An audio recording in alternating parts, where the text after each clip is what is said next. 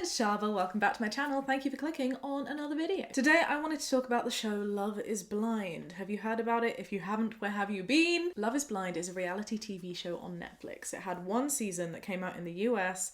It got a bit of attention. Season 2 came out very recently and it just exploded. It's all I can hear people talk about. Well, not all, but most of the TV conversations are dominated by Love is Blind. Now, I think there's a Brazilian one. I just saw there's a Japanese one that's come out. And the premise of the show is that love is blind. You don't have to have physical attraction and see people. They've got men and they've got women and they live in these kind of quarters in groups with other men and other women. And then they meet all the different combinations of men and women, see the ones that they like in these pods where they talk to each other, but through a wall where they can't see each other. So they develop very emotional connections. Once they've done that, they propose. If they find a match that they actually want to marry, then they go on a honeymoon where it's all beautiful and romantic and they see each other in person. Like, oh wow, love is really blind. I love you no matter what you look like and what you look like is a bonus and wow. And then they spend some time living together in the real world where they have social media, family influence, blah, blah, blah, blah, blah. And they've got like between a month and 6 weeks from when they meet to when they actually have a wedding. Here's the wonderfully dramatic reality TV part. They walk down the aisle and they ask, do you wish to marry this person? Do you wish to marry this person? And they say yes or no. Quite a few curveballs. I'm not going to give away too many spoilers in terms of names and that kind of thing, but you know, if you want to watch a show, definitely go watch it. I won't ruin your experience. And you might be thinking, why is it surprising that lots of people said no? Would you marry someone in 6 weeks? No, I wouldn't. I appreciate that thought. The way it's edited and the way it looks is like they're super falling in love. And I definitely have a PhD in social connections. Relationships based on disclosure. I appreciate how powerful that bond can be. So yeah, I definitely think people can absolutely fall in love. Maybe I'm just a sucker for good editing and good TV, but it really looks like they were gonna get married. My point is, everyone is talking about how wonderful this show is and how wonderful the premise of love being blind is, because it's so different to the other TV shows that we see. It's not based on having a bikini body. It's not based on these silly challenges about, you know, how good your lap dance is in front of other people. Yes, there is drama, but isn't that a cute premise? That love does not need to be based on physical attraction. Yes, it's very sweet. So why are you pooping on my party, Shaaba? Why are you talking about this? Whilst I do appreciate that it's wonderful, there are definitely elements of it that are not so fantastic, or perhaps quite misogynistic and backwards and not very diverse.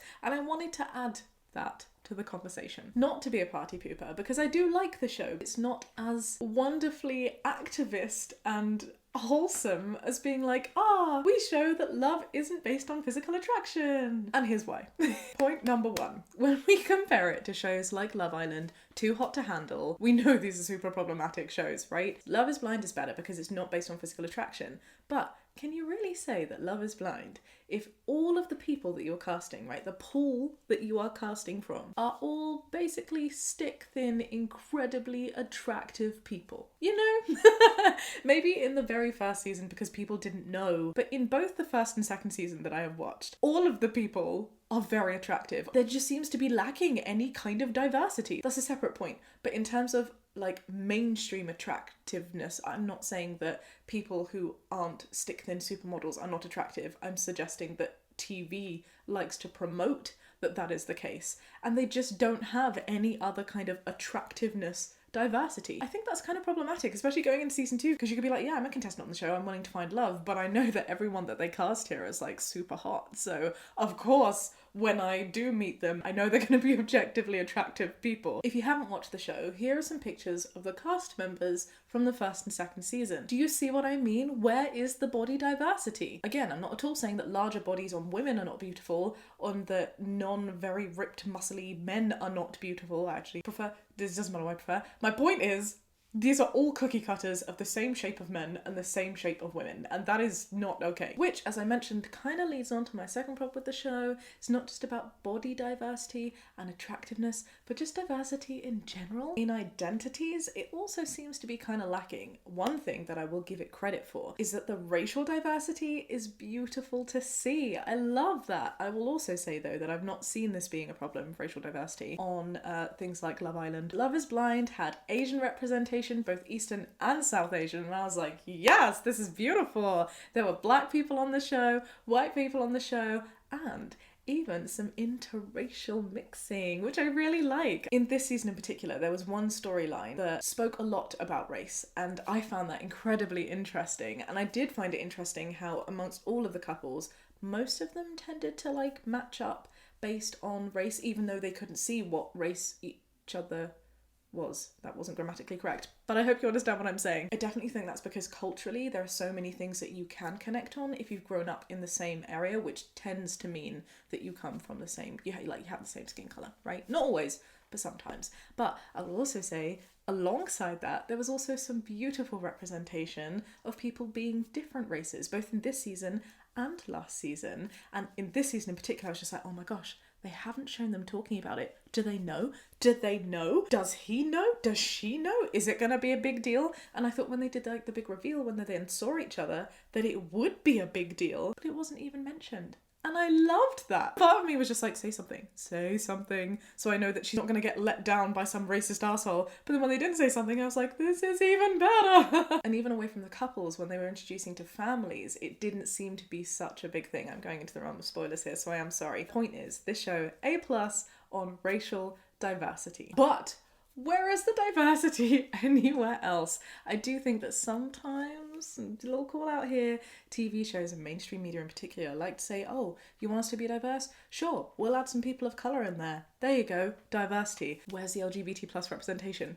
Where is the disability representation? Where's the different age representation? Sure, there were like different ages. I think there were some couples that were like a couple years, maybe like up to 5 or ish so years apart. But I want to see like a 60-year-old grandpa type person trying to find love. You know, I want to see if he matches with another grandma-y type person or not. Where is the religious and cultural diversity? That didn't seem to be a thing. There was a lot of discussions about Christianity, which I guess makes sense because America is very like Christian heavy. But can we really say that Love is Blind if you're not including a huge range of people? No, I don't think you can. I will say there was a tiny bit of LGBT representation, but I don't think the show intended for it to be the case. This is a bit of a spoiler. In season 1, it didn't go down very well. It was very uncomfortable. In this season, there was a tiny mention, and I appreciated that like it wasn't important, it wasn't a thing, where one of the contestants was just like, yeah, I dated same gender before. Like, beautiful, lovely to see. But in terms of the format of the show, there wasn't any intended diversity. I do also appreciate that it's logistically difficult to do that because the men are all like living in quarters together and the women are living in quarters together. But you know, you're a show, you got tons of people working on it. I'm sure you can work out a way to do it, even if it's just like pan people,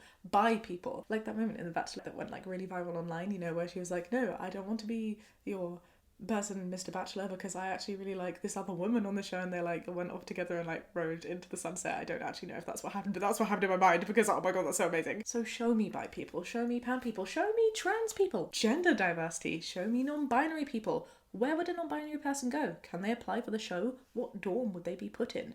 I don't know. And that, in today's day and age, I feel like needs to be a bit better, or has the potential to be a bit better. Which leads me to another point that I think the show could be better on. It wasn't very feminist. And it relied a lot on like man-woman stereotypes. Kind of disappointing to see again in 2022. Like there was a real power imbalance, it seemed, quite a lot of the time. The men often did take a lot of charge. From the decor of the rooms even. Like you looked at the men's dorms and it was like blue with like hunky furniture, man furniture. Like other colours exist, you know, a sofa can be orange. There also definitely seemed to be a huge expectation with the proposal element that the men would propose to the women. The women were like, have you made a decision? What are you gonna do? And there was always like this, I don't know, shadiness that the men were there speaking to many different women, and the women were like, but I'm so dedicated to you. Women were being unfair to be like, well, you said you liked me. Yet they're also here to see if they liked like 20 other women, you know? And again, to give credit to the show, well, it's not really the show's fault. It was one particular contestant. In season 1, one of the women went out the way and was just like, look, I'm gonna propose. I'm gonna do it. Relationship was questionable, but I thought that was really, really cool to see. And there was just none of it this time. It was very much women just waiting for the men to propose. And I guess this isn't really something that the show could control, but they could definitely control the way that they presented it. It was very much the women who were being asked and giving answers about the insecurities of how the men would view them when they finally did meet. Like, oh, am I pretty enough? Am I attractive enough? Am I blah, blah, blah, blah, blah. Whereas I'm sure that men also have these concerns, but it wasn't aired. It wasn't shown. The directors didn't ask them, how do you feel about whether a woman likes the way that you look? Like, come on. You have such a powerful platform here to normalize and destigmatize men feeling insecure about the way they look. So come on, season 3, I have hope. The final thing that I wanted to mention, which is a little tiny bit problematic, but also probably very unavoidable because, you know, gotta make good TV, gotta get those views, gotta make money. The editing and the producers of this show just seem so shady, and it's such a shame. There's always the villain of the show, right? And I definitely agree. Whilst editing can be shady, you can't force people to say crappy things. Editing can't really make you shady unless there's an element of shady there to extrapolate on.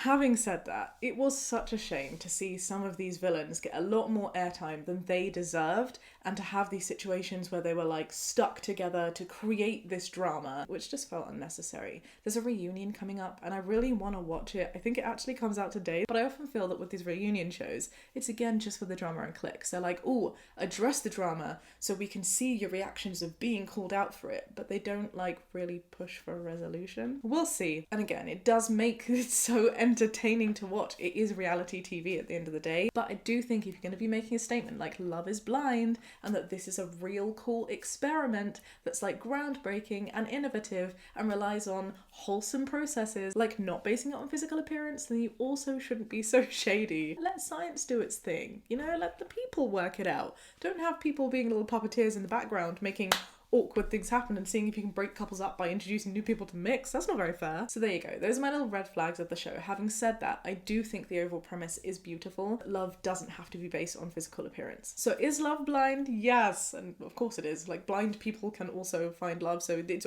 obviously not just based on physical attraction. Is it good to show that love is blind? Yes. But does the show Love is Blind show that love is blind? No, not really. There's too much drama and not enough diversity in the show right now to show that love is blind. Should you watch the show? If you love a little bit of reality TV and drama, then yes, absolutely. If you have seen it, let me know what you think below. I'll catch you next time with another video. Like, subscribe, be kind, and have a great day. Bye.